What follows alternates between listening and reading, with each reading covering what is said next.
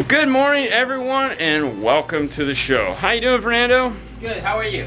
What do we got going on today? I know some of you guys just know by me glancing ever so slightly past the vehicle that it's an F-150. But this is a new one. This is a new one. This is actually a Raptor. It's not an F-150, it's a Raptor. And it has the new Bang & Olufsen system in it.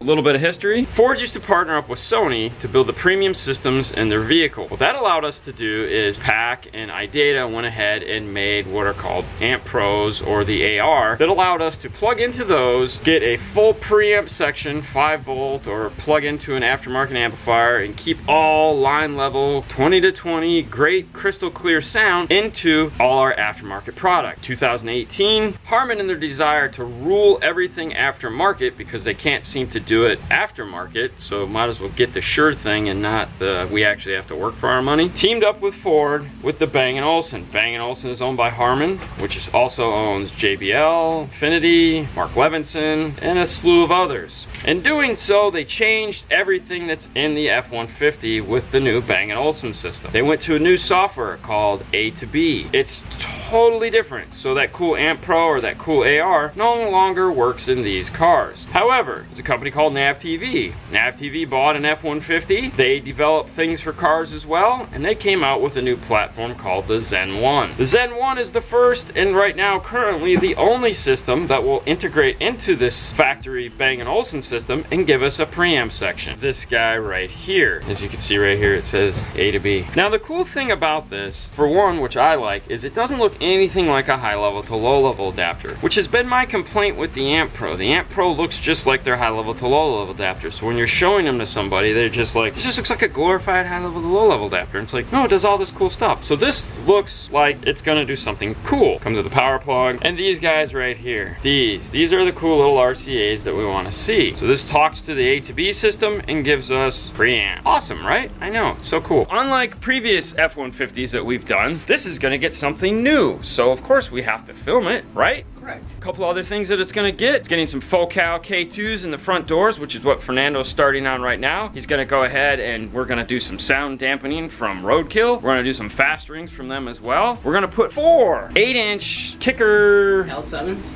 Yeah, in this, which is gonna go in that box right there. He also put a lift kit on the seat to raise it up. For the subs, we're going with the RP 2001D Scar audio amplifier. For the highs, we're gonna do the LC8.400. This is gonna be 200 watts at 2 ohm, which is cool because the fronts, these guys right here, and they are 2 ohm for the front, 4 ohm in the rear, 100 watts, perfect for those. To make everything sexy and sound good, we're going with the DM608. And I know what you're thinking, wait a minute, why are we doing these when we could just do the D4.800? The reason why we're doing that is for this Zen AB. It has 12 outputs, and we want to make sure that we have front, rear, and sub input to whatever DSP we're going to use. That way we don't have to do any like grabbing off of the front channels or the rear channels. We just want front, rear, sub on its own channel. If you use the D4.800, it uses just front and rear inputs and then gives you a sub output, which is great if you're just doing something that has 4 channels. This doesn't, it has a lot more, but you get all those inputs on this. Now we're also going to run some 0 gauge power wire in here and all the fun stuff to go along with it. We're going to mount the amps on the back wall, so make a cool panel for it. I think that's it. I think that's all, which is enough, right? Correct, yes. Let's get started. So the first thing we're gonna do is unclip this panel right here. For that, we can use our plastic panel tools. We have different ones. We recommend you to use a plastic panel tool so you don't scratch the paint or even the plastic. Then it's a 7mm behind that. If you look right here on the handle, on the bottom part, you can put the panel and just pry it carefully. It comes out. So you have to be careful when you take this out, because if you just pull it out, you might break this tab. For this bottom part, I like to use my angle pick tool and just pull it out a little bit, and then use the plastic panel tool to remove it. The cool thing about this is like all the screws are 7mm. In the bottom part, Then from there you grab your pry tool and go around. Now that you have the door panel out, you can unclip the window switches.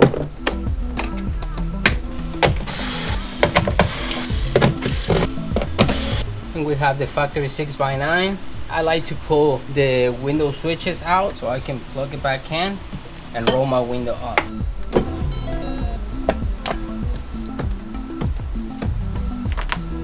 So we remove the plastic so we can have easy access for the roadkill. So we just clean a little bit. This is a brand new truck. It's not like it has a lot of dirt.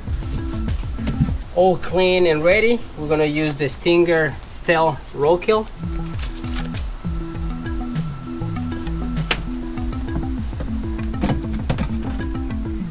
We have our first piece in. You can use a roller. I like to use plastic panel tool so I can go in one of those corners that this one can go. It's really easy, but if you like to use the roller, that's fine. Sometimes it's very uncomfortable.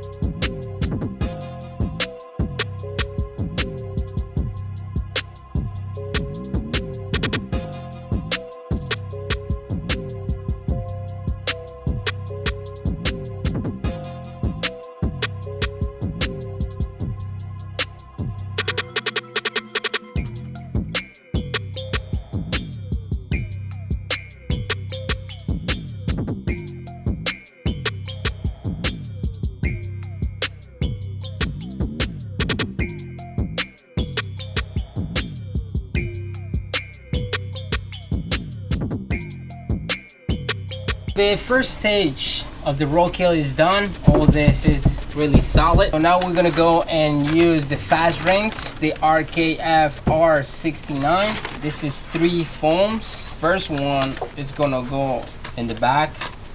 And it's because this one has a bar in the middle. So what we're gonna do is don't peel the plastic out.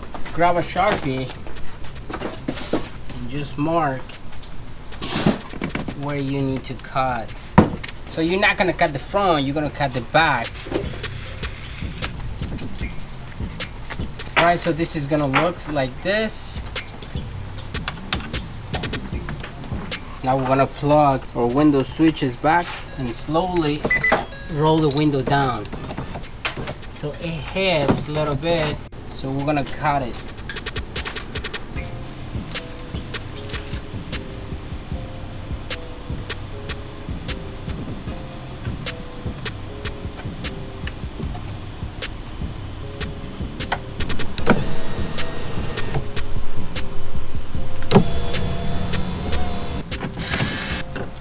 I put 2 screws to hold the bracket, 6x9 to 6.5, and I'm gonna grab this and just mark the circle. When I have my template, we're gonna go and put some foam in the back and in the front for the speaker, and then we put the roadkill.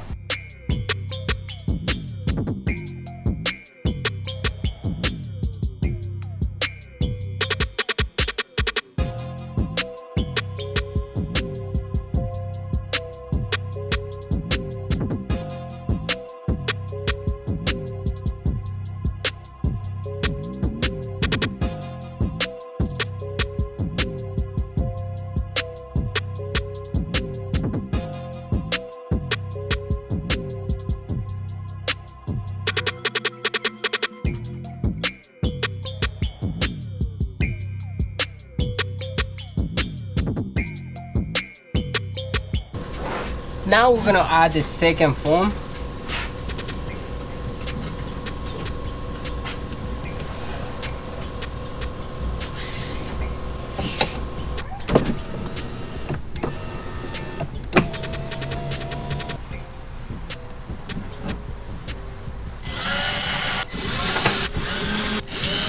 And I almost forget, these brackets are the Metra 825607. And for the rears, we're gonna use the 825605.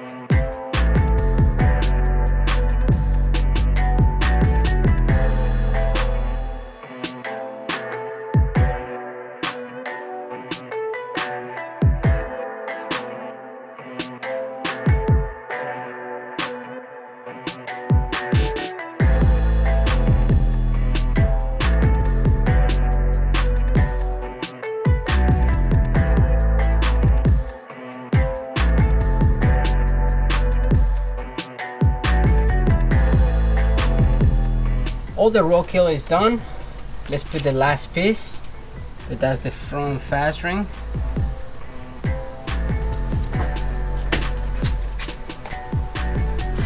This door is done. We're gonna go and put the door panel back.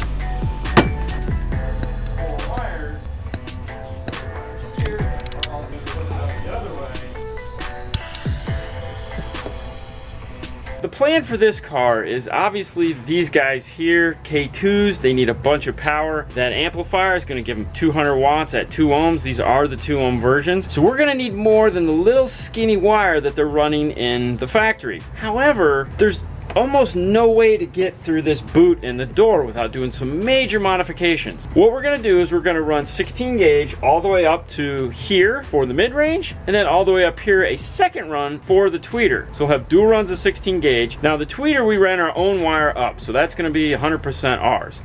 He's grabbed the wire in the kick though for the factory. The other thing he did is when he was putting this in, the factory wire comes in, loops around the speaker, goes all the way to this side of the door, comes up to that, goes over here, goes all over the place. So they add like an extra 24 to 48 inches of wire in the door for the speaker. So what we did is we went ahead and grabbed it right when it comes in the door. There's a grommet, and that's the first point where the speaker wire is accessible. Grab that, and that's what we hooked our speaker wire up to. So we've made the connection point between the kick panel and the speaker as short as possible, but it's 100% serviceable, meaning if he needs to replace this door, they can unplug the door from the factory, put the new door on. We're limiting points of failure as well as making it serviceable, and also making sure we have a fat enough wire to handle the power that we're going to give it.